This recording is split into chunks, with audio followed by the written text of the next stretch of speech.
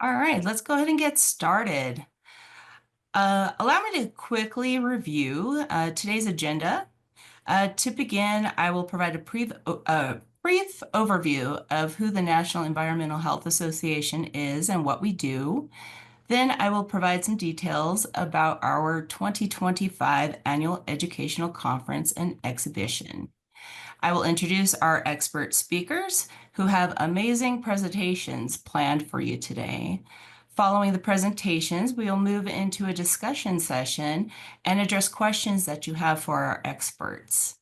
And lastly, I will bring our seminar to a closing with some final announcements. With that, allow me to cover a few housekeeping items before we get started. Please note that the seminar is being recorded. The seminar recording will be uploaded onto the NEHA Environmental Health Grand Rounds webpage. You can also find recordings for all of our previous seminars here as well. The web address is neha.org/EH-grand-rounds, and we'll drop that into the chat for you in just a few. Please use the Q&A option to submit your questions for our experts, and we will attend to them when we get to the discussion session. At the conclusion of the seminar, you will receive a link to take part in an evaluation survey to provide your feedback and comments on today's seminar. Now let's look at who is NEHA. Now, for those of you who may not be familiar with NEHA, allow me to provide a brief overview of who we are. As an association, everything we do is to build, sustain, and empower the environmental public health workforce so they are equipped and prepared to protect the health of communities across the country. NEHA supports the environmental public health workforce by striving to provide the most up-to-date trainings, tools, and resources across the many fields considered environmental public health.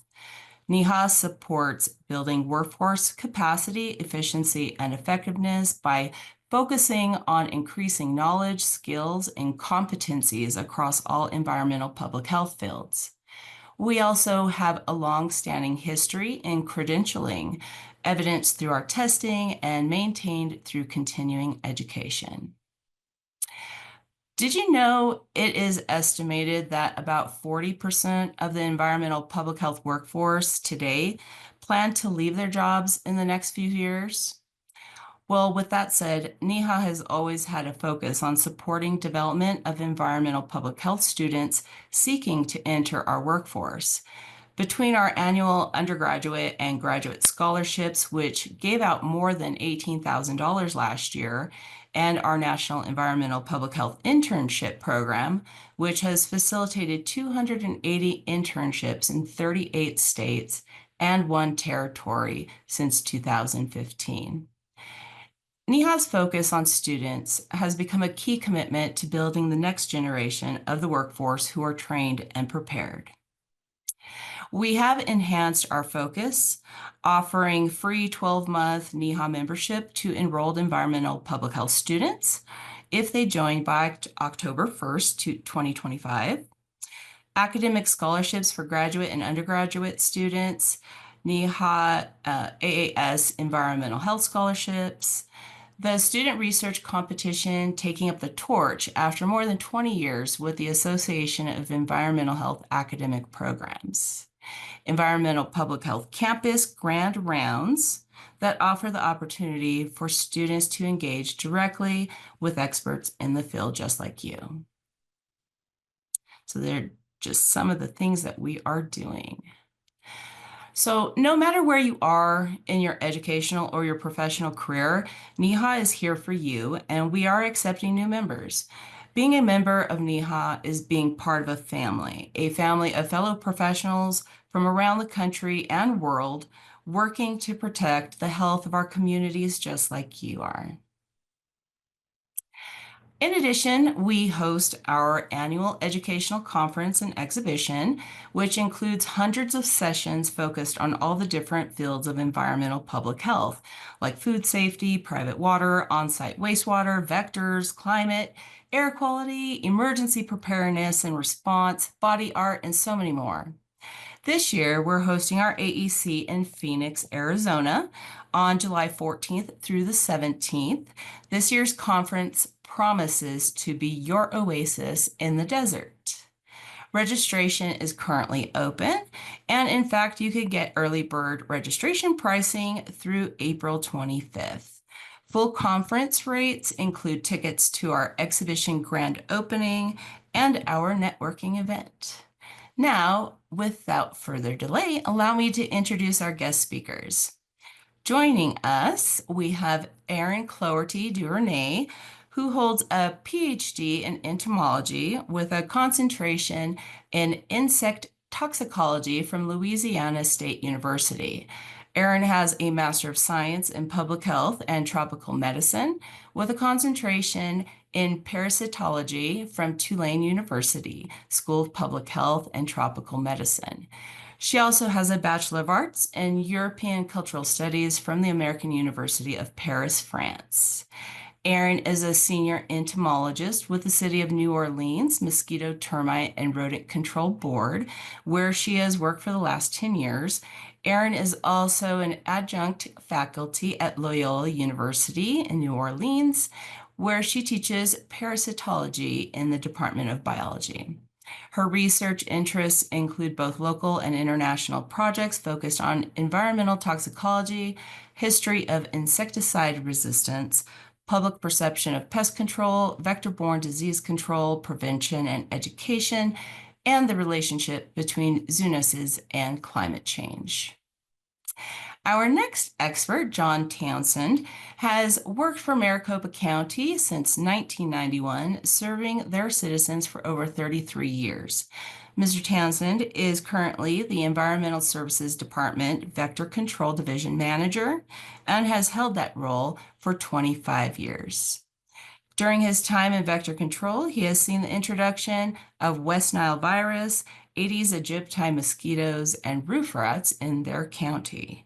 Mr. Townsend has also experienced the reintroduction of St. Louis encephalitis among their local mosquito population since 2015, including dual infections of our mosquito population with West Nile virus and St. Louis encephalitis. Recently, his team discovered the presence of dengue virus, which led to the first locally acquired cases of dengue in Maricopa County. Mr. Townsend holds a Bachelor of Science in Environmental Resources from Arizona State University.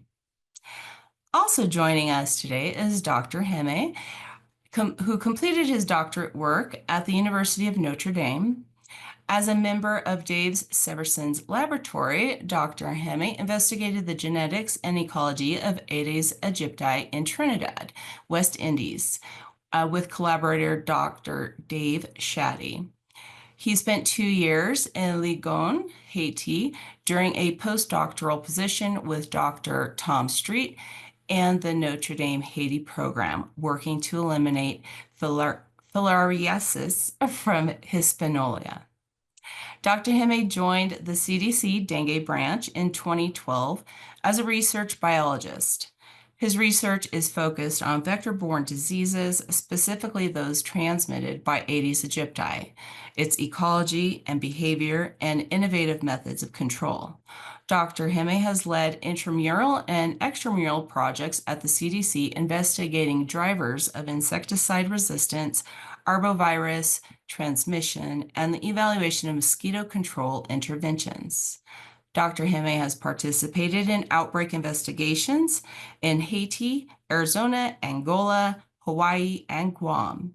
He holds a Master of Public Health from the University of Minnesota School of Public Health and a doctorate in Biological Sciences from the University of Notre Dame. Dr. Hemme is currently a research biologist with the CDC Dengue Branch. Thank you all for being here. Erin, I pass the floor over to you.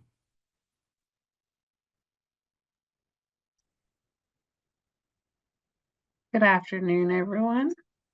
I'm going to share my screen here.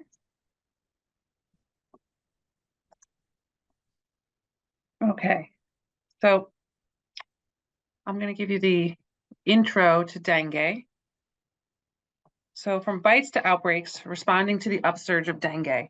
About half of the world's population is now at risk of dengue virus, with an estimated 100 to 400 million infections occurring each year.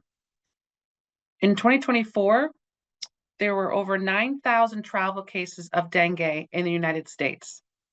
And there were several locally acquired dengue cases in California, Texas, and Florida. And in 2023, there are over 1,400 locally acquired cases of dengue in the US. And in 2022, there were over 1,000 locally acquired cases of dengue in the US.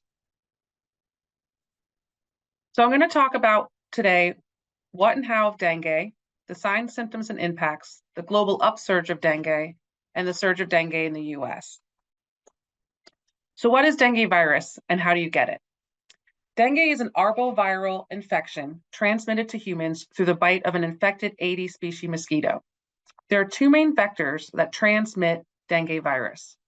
The Aedes aegypti mosquito, pictured on the top, also called the yellow fever mosquito, is identified by a lyre shape on the top of its thorax. The other main vector is the Aedes albopictus mosquito, also called the Asian tiger mosquito. It is identifiable by the single dorsal stripe on its thorax. Both of these vectors are commonly found in tropical and subtropical areas, and both of these species are found in the United States. Both species of mosquitoes will lay eggs on the inner sides of water-holding containers in urban, suburban, and rural areas, as well as in nearby edges of forested areas. They are closely associated with vegetated areas in and around homes. The immature forms, the larva and pupa, are aquatic and found in artificial containers with water, such as tires, flower pots, plates, underpotted plants, cemetery urns and vases, buckets, tin cans, clogged rain gutters, ornamental ponds, drums, water bowls for pets, bird baths, etc. So anywhere that can hold water, these species can breed. In some instances, these species have been found in catch basins, and larvae can also be found in natural habitats, such as tree holes, rock holes, hollow bamboo stumps, and leaf axils. It only takes 7 to 10 days for immatures to emerge as adults. So the next slide is of an arboviral transmission cycle.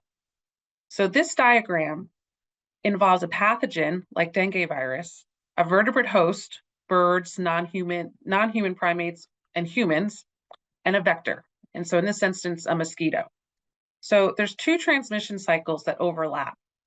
There's the sylvatic cycle and the urban cycle. And if a human, let's say, travels to a tropical climate and goes to the forest or a jungle and is bitten by a mosquito carrying dengue virus and returns to their home city in an urban area, an urban mosquito could bite them and pick up the dengue virus from them and then bite another human and transmit it to them. Now the virus is circulating in the city. So how do mosquitoes cause an outbreak? If all of the following happens. 1, people get infected with a virus such as dengue. 2, Aedes aegypti or Aedes albopictus mosquito bites an infected person during the first week of infection when the virus can be found in the person's blood. Then the infected mosquito lives long enough for the virus to multiply and for the mosquito to bite another person. And then the cycle continues multiple times and starts an outbreak. So what are the signs, right, and symptoms of dengue? So dengue is a febrile illness that affects infants, children, and adults. Many dengue infections are asymptomatic or produce only mild illness. However, the virus can cause more severe cases like hemorrhagic fever and even death. So symptoms include a high fever with headache, body aches, nausea, rash, etc.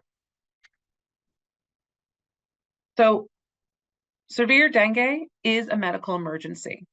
All right, symptoms of dengue can become severe within a few hours. So you want to see your healthcare provider if you have symptoms of dengue and live in or have recently traveled to an area with risk of dengue.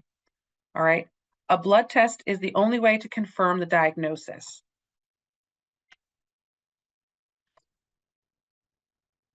So this map is from 2008, all right, and it shows the potential geographical range of Aedes aegypti survival year-round in the northern and southern hemisphere. So note that Aedes aegypti was found in the southeastern part of the United States back at this time. And keep in mind, again, this map is from 17 years ago. So dengue has become a global health threat that's currently being fueled by three major drivers: climate, global travel, and the cyclic outbreak cycle of dengue. Nearly 12 million cases of dengue fever were recorded in the Americas in 2024. And new research suggests that climate change is responsible for nearly a fifth of the world's dengue burden. So by 2050, climate change could be responsible for 60% increase in the incidence of dengue cases. So the vital rates of these 80 species mosquitoes respond strongly to environmental changes like temperature and humidity. So this is from the European Center for Disease Prevention and Control. So since the beginning of 2024, 14 million dengue cases and over 10,000 dengue-related deaths have been reported globally. So the surge of dengue in the US, you remember the map I just showed you from 2008, right? That the Aedes aegypti range was only in the southeastern part of the United States. But now, with this map, the CDC's best estimate of the potential range of Aedes aegypti and Aedes albopictus, which is in the green, in the United States is far greater and has spread further north and northwest. The CDC has also added the range of the albopictus to this map, as you noted. And also, this map does not represent the risk for spread of disease, but the range of the vector, okay? And again, many environmental factors drive or constrain the arbovirus transmission cycle: weather and climate, food and space resources, predators and parasites, and travel, right? So this creates a very complex system. It's crucial to understand that this complexity makes it difficult to predict the occurrence of disease epidemics. And appropriately collected data like species range, temperature, right, rainfall, all that can greatly aid in understanding the dynamic of these diseases. So most dengue cases reported in the 49 continental US states occur in travelers infected in areas with the risk of dengue. But we have the vectors that can transmit the dengue in the US. We have had local transmission of dengue in Florida, Hawaii, Texas, and California, right? And in 2022, we had an outbreak of dengue in Arizona. And with that, I'm going to hand back the screen to either Nicole or our next speaker. Great. Thank you so much, Erin, for your wonderful presentation and all that wonderful information. Next, we're going to hear from John Townsend in Maricopa County. John, the floor is yours. Okay, it's up here. All right, can you hear me okay? Yes. Okay, good. So we're going to go, normally our endemic diseases are West Nile and St. Louis encephalitis. And we normally treat Culex mosquitoes, either Tarsalis and Quincke fasciatus. Now, sometimes we do collect, as we collect Aedes aegypti, we'll get a request from our public health department to do additional mosquito surveillance, especially if it's a travel associated case. John, yes. sorry to interrupt you. Do you want to share your screen with your PowerPoint?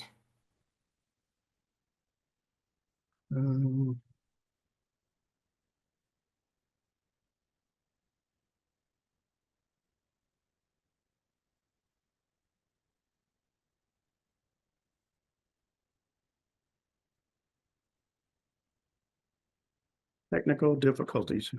Give us a second. No worries.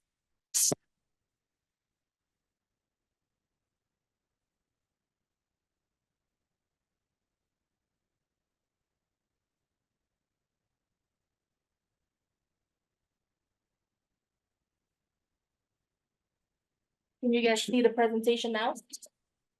Yes, it just came up. Wonderful. Thank you. Perfect. All right. Always a glitch, huh? Always. All right, so we talked about this. Normally, we're at West Nile and St. Louis encephalitis are our main vectors. We do have Aedes aegypti that we do collect in our routine traps. And as requested from public health, sometimes we do additional surveillance. And if there's any suspect of local spread, then we could move into a greater response. So timeline, November 7th, patient A was infected with dengue serotype 3. It was confirmed by the Arizona State Lab. Prior to that, this patient had a short trip to Mexicali, Mexico for a doctor's appointment. And they said that they thought that the onset date was October 19th. So they came to us and asked if we could go back and retest or test samples that we kept for Aedes aegypti back into the first part of October. So beginning October 1, we reran all of our frozen samples. And on November 9th, one of the mosquito pools tested positive for dengue serotype 3. That was collected on October 5th. So with that, we had a person with an infection. We had an infected mosquito that had been caught. So prior to this, all the cases for dengue had been travel associated, but now we have local transmission. So the Incident Command Center was activated for Maricopa County, Public Health, and Environmental Services. And what we were looking for from Public Health was to go back 6 months for any potential cases that may have been missed, and then to initiate some enhanced surveillance activities. For the vector control, like you said, we went back from October 1st to November 19th. We took a 5-mile area around patient A's residence, and we had 21 mosquito pools with Aedes aegypti. Again, we tested those and we had 1 positive sample. So then we went back to September and did all the samples that we had from Maricopa County, which was almost 4,300. And all those came back negative. And then from November 20th to the end of the year, we had an additional 624 pools that were tested for dengue, and all of those were negative also. So in total, 4,944 with 1 positive. So we got lucky with that one. So on November 17th, 18th, and 19th, Public Health and Vector Control went out into the field to do these assessments. And what we were looking for was to collect information from the residents, and Public Health was offering free at-home blood testing. For Vector Control, we were offering to, provide information on how to reduce your risk, and also to do backyard assessments to look for breeding sites within the homes. And this is just a simulated area. So we have a human case radiating out 150 meters. We have a routine trap that was positive, radiating out. And this is how many homes were in the area that needed to be checked on. So the teams, we had 5 different teams. We had 2 people from Vector Control and 2 people from the Office of Preparedness. The very first day, we had 3 floating phlebotomists available. And then on the second day, there was a phlebotomist for each of the teams. And this was just simulated kind of overlap of how the teams were together. So we had 241 households in those 250-meter areas. We did 72 yard assessments, which is about 30%. And it was kind of funny. We had the normal, planters and pet bowls and that kind of stuff, but for whatever reason, there was a lot of toilets that were out in this neighborhood. I don't know if there was a, cell at Lowe's or Home Depot or something, but yeah, we had a lot of toilets with holding water and actually breeding too. So back on the public health side, 53 people out of 73 interviews provided blood samples, which I thought was amazing. Came out to 73%. So they had 53 people give blood samples. Out of those 53, 12 said that within the last 14 days that they had had some symptoms of, fever, not feeling good, those types of things. All of those people and the other 40 all tested negative for dengue.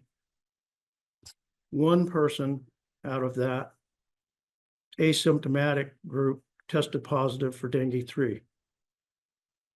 So now we have 2 cases. First case, mid-October. Second case, they're estimating early August. So we could have potential local transmission range between July and October of 2022. So those were all the timeline. We went 45 days after the initial onset date, and on January 4th, the outbreak was considered over with.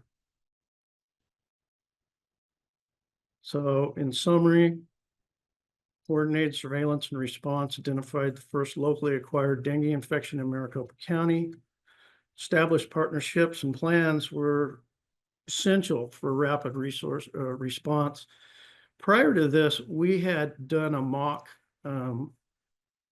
assessment and done it in one of the municipalities in Maricopa County back in 2017. So we had a lot of this already on the books, and we just kind of put it into plan.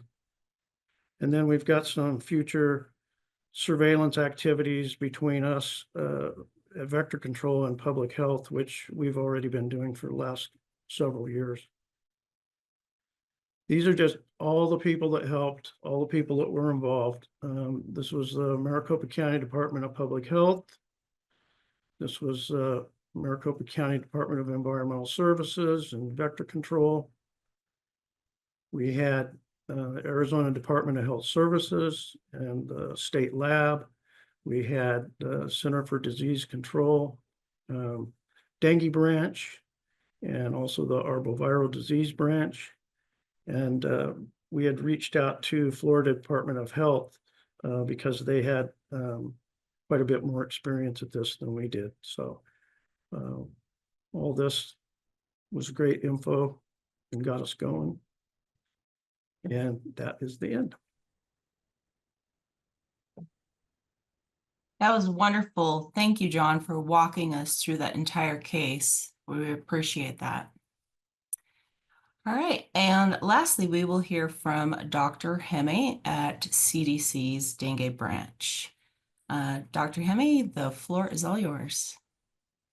Thank you very much, and it's great to be here.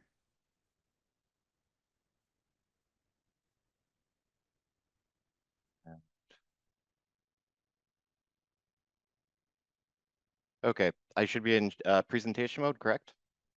Yep, looks great. Okay, wonderful. So I'm just going to review some of the fundamentals of mosquito surveillance and mosquito control. And I'm going to start off just talking about larval and pupal and adult mosquito surveillance. And how those can be used depending upon the goals of the surveillance. I'm going to briefly talk about virological surveillance, and then kind of an overview of integrated mosquito management. And really the take-home message here is no one tool is the answer. You need multiple strategies to actually have effective control for Aedes aegypti. And also integrated mosquito management is important because it is a way for us to target populations that are resistant to insecticide, as well as slow and prevent development of resistance.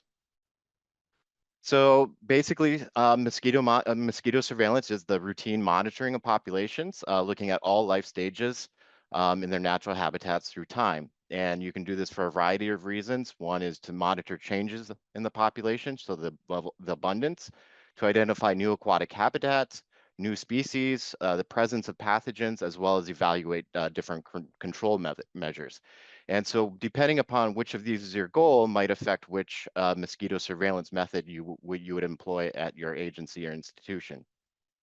So the easiest one to implement is just egg surveillance. It's very simple. You have an ovicup here with some seed germination paper on it, and here are the eggs of Aedes aegypti. The Aedes aegypti or Aedes container species will just lay their eggs above that water line. It's relatively easy. It's inexpensive. You don't have to enter homes to do this. The disadvantage is, you do have to hatch those eggs, so you probably have to have some semblance of insectary, and you have to be able to identify the species coming out there. And really the big thing here, the big drawback to egg surveillance is that, just looking at the number of eggs is not really going to reflect your adult population. And then there's larval or pupal surveillance. So again, we use these very frequently to identify the aquatic habitats. We can develop some different indices, so the house index, container index, or Bretto index to give us some indicator of how much infestation is going on. But again, the larvae, because of the high mortality at the larval stage, it doesn't reflect adult population.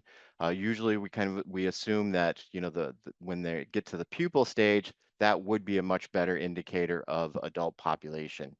To do this, to get a representative sample, you do have to do a lot of collections, and usually, a large sample size is needed. And then, of course, you need to gain access to resident properties, private properties. So that does make doing larval pupil surveys a bit of a challenge. And then there's adult surveillance. So that's just putting out a trap to collect adults and servicing those traps maybe every day or every week. They're a good indicator of spatial or temporal changes. And it's also important to remember that the different traps will target different state or different physiological stages of the mosquito. So those first two pictures on the left, the first one is the gravid Aedes trap, and the second one is the oticidal gravid ovid trap, or the AGO trap. And those two traps will target gravid female, so target an older female. The one on the right is the BG trap. And so this is targeting a much younger, or at least a mosquito that is searching for a host, a blood meal. So generally speaking, a lower or a younger mosquito, or else one that has already laid eggs, and again, looking for a blood meal. So mosquito surveillance or virological surveillance, it can be useful in your operation. You can use that to kind of identify or help to support to identify the threshold or number of mosquitoes that are needed to cause an outbreak. They can be used to evaluate the impact of effectiveness of vector control. So if your vector control strategy is effective, you should see a reduction in the number of positive pools. And it should also be able to, you can use virological surveillance to detect an ongoing arbovirus transmission in Aedes aegypti. We've used it also to incriminate vector species, to confirm local transmission. So if you do find a positive mosquito pool, there's virus in the area and that they got that blood meal from someone who is infected themselves. And you can also use it to determine, what type of dengue virus is circulating. So if it's dengue 1, 2, 3, or 4. So there are some drawbacks here. Some things to consider. It is very resource intensive. And I do want to point out there's a difference between fixed trap surveillance and what I refer to as enhanced vector surveillance. So fixed trap is where you just have out your normal surveillance traps, and that in some places, you'll collect those mosquitoes and then test them. It's really difficult to find a positive pool there because you're just hoping a random infected mosquito will get captured by your trap. It's really a needle in a haystack approach. But with enhanced vector surveillance, you're trapping around a case patient. And so you're using that to kind of guide your public health approach to see if there is active transmission in the area and how you can maybe adjust your control strategies. And virological surveillance may be useful in areas where dengue is not endemic. So, it's not continuously being transmitted. And it's really important to know that just because you don't find a positive mosquito pool with enhanced virological surveillance, it does not mean that there is no local transmission. It just means you haven't detected a positive mosquito. So with integrated mosquito management, what we encourage is really to tailor that to the local environment, so the biology, ecology, and human influences. So Aedes aegypti has different behaviors and different biologies, kind of depending upon where you're at. So where I'm at in Puerto Rico, it's different from where John is in Arizona. And again, no single strategy will control dengue. All these different strategies have limited impact, so we really recommend layering them, and that is our strategy in Puerto Rico as well. And then also, as I mentioned earlier, integrated mosquito management is a good way to slow or prevent development of insecticide resistance, and it's really the only strategy we have available to us right now if resistance is strong.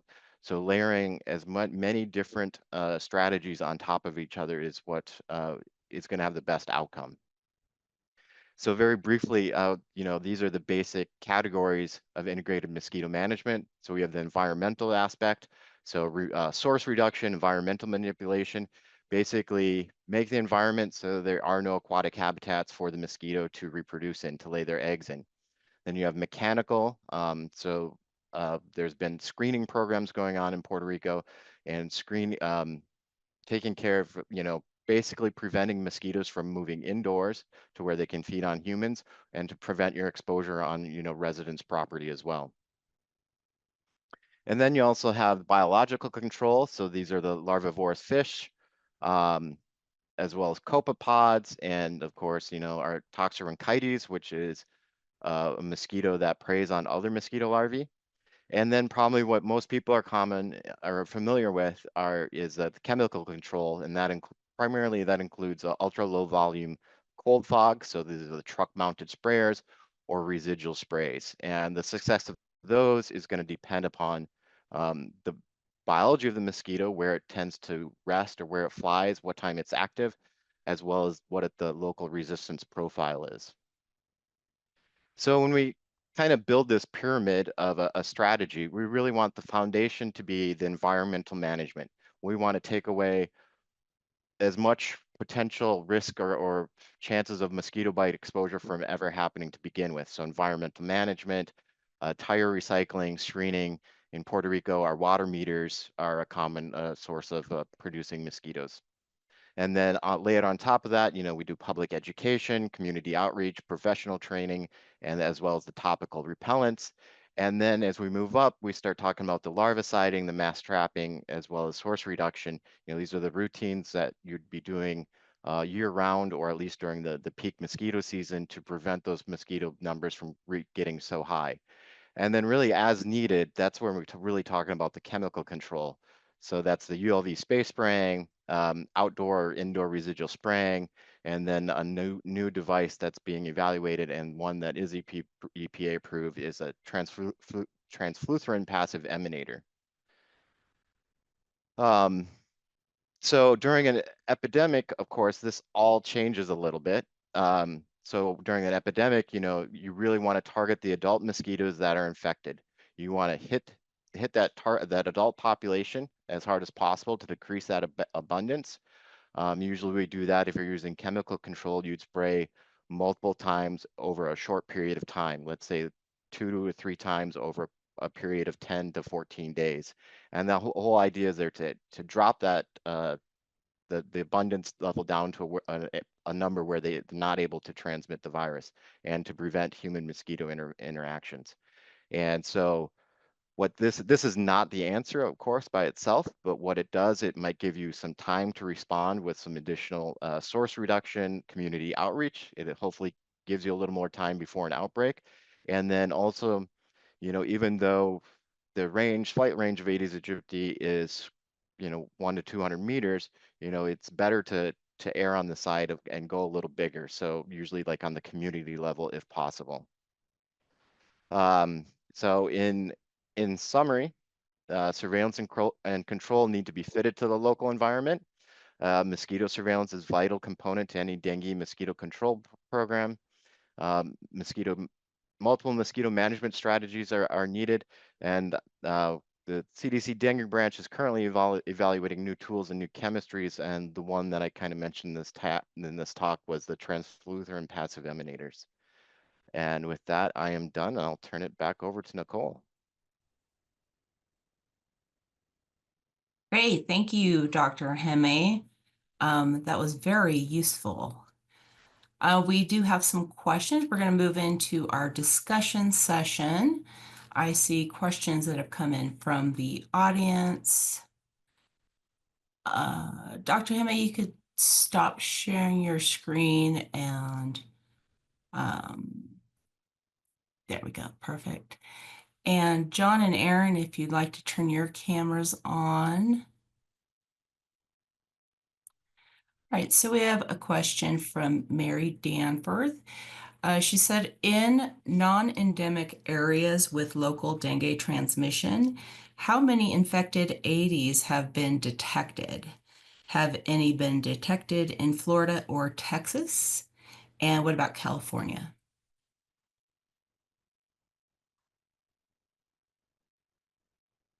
So I don't know offhand what the current, I believe in Florida I'm pretty confident in Florida, maybe someone from Florida would know better, but they have detected positive pools. I'm not sure on California has detected positive pools as well.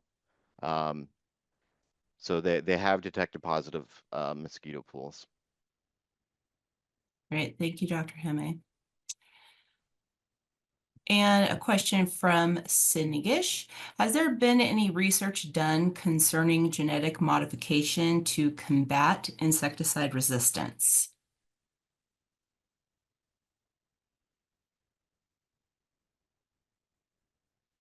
Erin, or yeah. So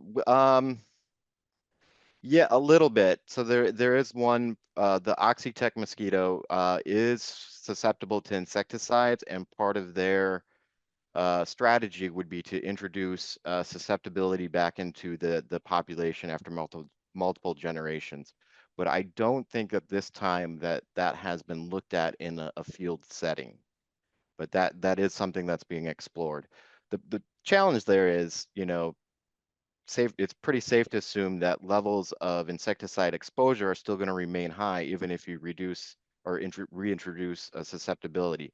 So you're just going to kill those susceptible mosquitoes that you want to, you know, to take over, and you'll just end up killing them right away. So that would be the challenge with that approach. Okay, thank you. John, I have a question for you from Maria. Which mosquito species was confirmed with dengue in Maricopa County? It was Aedes aegypti. As of right now, that's the only, besides Vexans, the only disease-associated Aedes mosquito that we have. Okay, thank you, John. Mm-hmm. Erin, I'm going to pose this question to you. How much does or will climate change affect the mosquito population? And what about when it floods? So I'm not a climatologist, but so you know, these mosquitoes, you know, Aedes aegypti and Aedes albopictus, you know, it affects it a lot because the warmer the climate, the wetter the climate, the more humidity. I mean, that is their habitat, their natural habitat. You know, when we have flooding, yeah, for sure. I think it would definitely affect them. It'll depend on how quickly the floodwaters recede, you know, and if there's, you know, any land that's holding water, you know, is going to be potential breeding site for any and all mosquitoes. So I think that, you know, you saw those maps, right? You know, their range has grown exponentially, you know, in the last 20 years. Arizona, they weren't on the map for Arizona in 2008, right? And they're there now. They've had, local transmission. So I think that it will play a huge role. And that's what, we look at the data that we have. And that's what I'm looking at. Yeah. Thank you, Erin. Mhm. Dr. Hemme, I think this question would be for you from David. How many programs would be able to initiate a response as described? Or do existing programs have the ability to initiate a full-scale response as presented? Well, I do not have a good finger on that, on how many programs would be able to do that. I'd suspect most of them would be, the Florida mosquito abatement districts would be well equipped to handle a very robust response. I think the important thing to remember is, resources are limited for this. So what are you able to do with the resources you have to best protect your residents? I think that's kind of the take-home message there, because it is going to be very difficult, if not impossible, to have all that layering. Thank you. John, we have another question for you. They wrote, I think John said that they had prepared for having a response to dengue some years before and used pages from that playbook and put them into action. They would like you to talk a little bit more about what prompted you to develop that readiness program prior to, and they're asking if those plans or exercises are something you'd be able to share. Sure. Yeah, that mock exercise was actually in 2017 as a result of increasing numbers of Zika cases. And, since we had Aedes aegypti, the mosquito for Zika, we decided to see if we could put together the same type of crews that we did before, other than public health was just doing an assessment. And then we were doing an assessment of backyard. And it was in one of the communities within Maricopa County. We had partnered with them, and we spent all day Saturday from about 7 o'clock in the morning to about 7 o'clock at night doing this mock exercise. And it turned out really good. For us, we were getting around 50% participation. So we had that for Zika, for Aedes aegypti mosquitoes, and we just took that plan and turned it into, not a Zika plan, but an Aedes aegypti plan. So whenever dengue hit, that's what we did. And yes, I'm sure we can probably share that with you. That sounds great. Thank you, John. Mm-hmm. Let's see. Another question. Not any one of you could answer. How useful do you think bats are in controlling the mosquito population?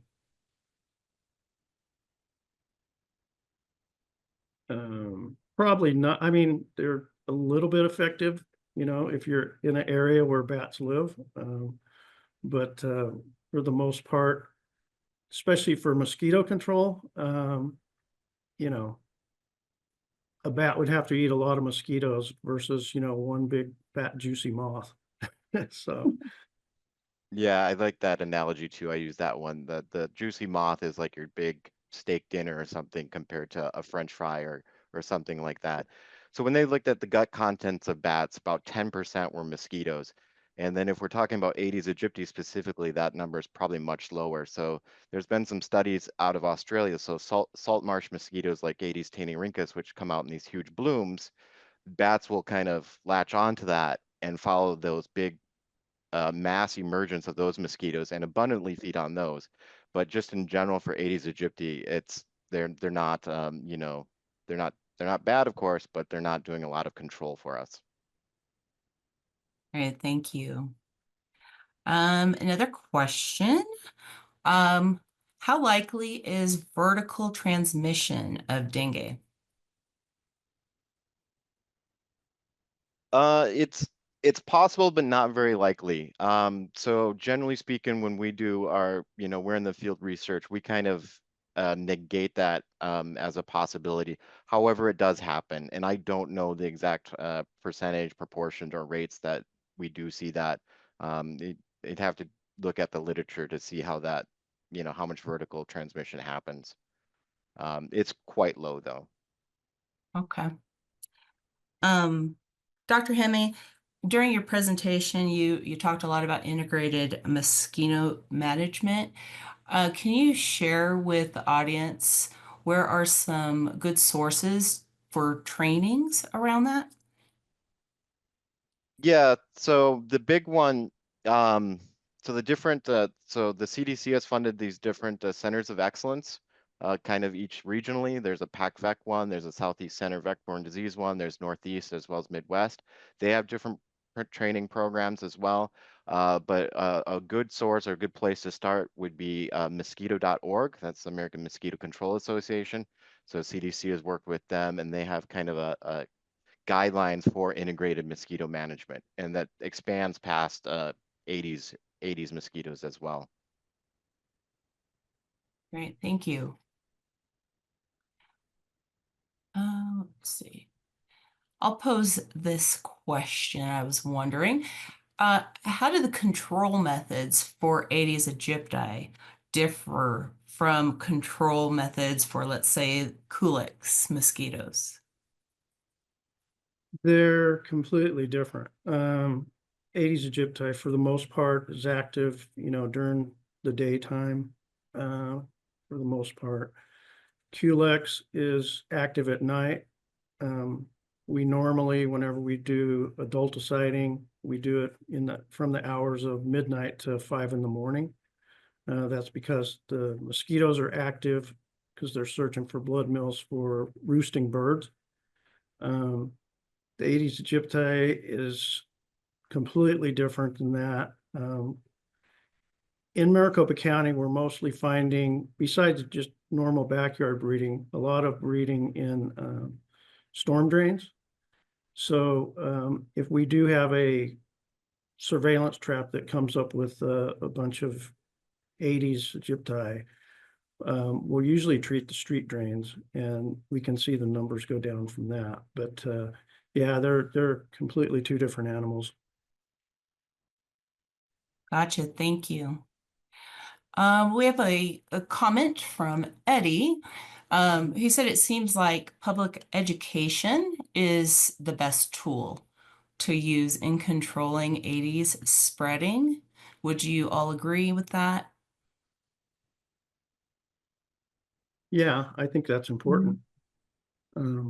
We have a public outreach person that works for us at Vector that we spend a lot of time in schools and at different events to promote, more education.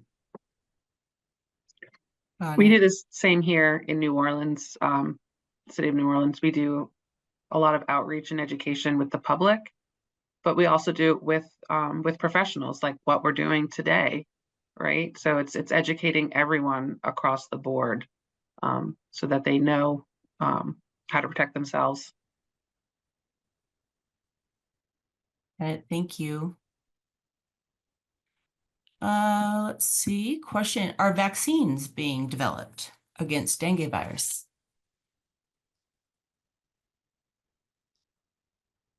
Yeah, they're currently in development. There's one that is being used at the moment, but there's some caveats with that. So let me just say there are vaccines in development, and hopefully we do have a vaccine in the near future. Great, thank you. John, looks like I have another question for you. How did you maintain patient confidentiality during your response?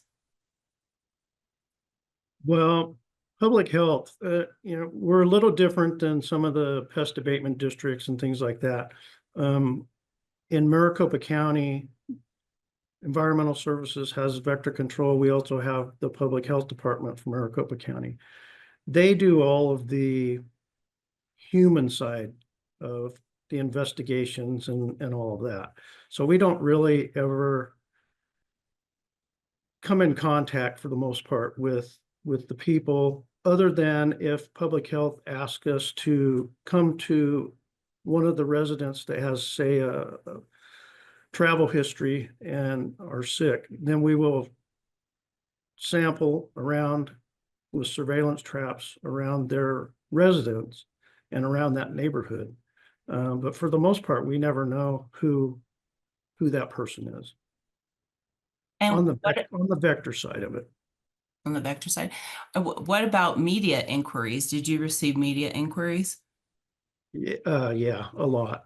And we just said it was within Maricopa County. We didn't identify which city in Maricopa County. That's why whenever I put that map up, it was just a simulated, map. That wasn't the actual area that patient A was. And that's all I know about patient A is they're called patient A. Okay. I'm going to do one more question. We have time for one more question. And John, what sort of database are you using to collect and analyze your data? We have a Esri-based database. So we have all the maps. We know where all the mosquitoes. We put out over 900 surveillance traps every single week. So as that data comes in, we have our own in-house lab. They enter the data, so we know where our positive mosquitoes are at, where they were collected. We can map those. We can look for hotspots. So that's kind of how we're set up. Wow, that's great. All right, so with a couple minutes to go, I'm going to wrap it up with everyone. So NEHA's Vector Program Committee has pulled together some important resources we feel could be useful tools for all of you. So following the seminar, I'll be reaching out to all of you in attendance today with those resources. I'll be sending them out by email. We would like to give a big thank you to our vector experts, Dr. Erin Cloherty, Duvernay, John Townsend, and Dr. Ryan Hemme, for being here today, sharing your knowledge and best practices, and heightening our awareness of dengue virus. Your insights are truly invaluable. And thank you to the audience for attending today's grand rounds from bites to outbreaks, responding to the upsurge of dengue virus. We wouldn't be here if it wasn't for you.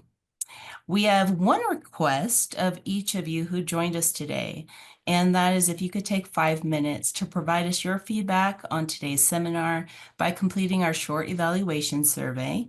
Your feedback is valued and assists us in delivering to your needs. You will receive a link following the close of the seminar. And lastly, I invite you to join us as a NEHA member if you are not already. There is no other organization in the world doing what we're doing to support the environmental public health workforce. The more members we have, the stronger our voice is at the national level for policy and funding, and the more aligned we are in best practices across the country. Thank you for joining us today, and we hope you enjoy the rest of your day. Thank you. See you next time.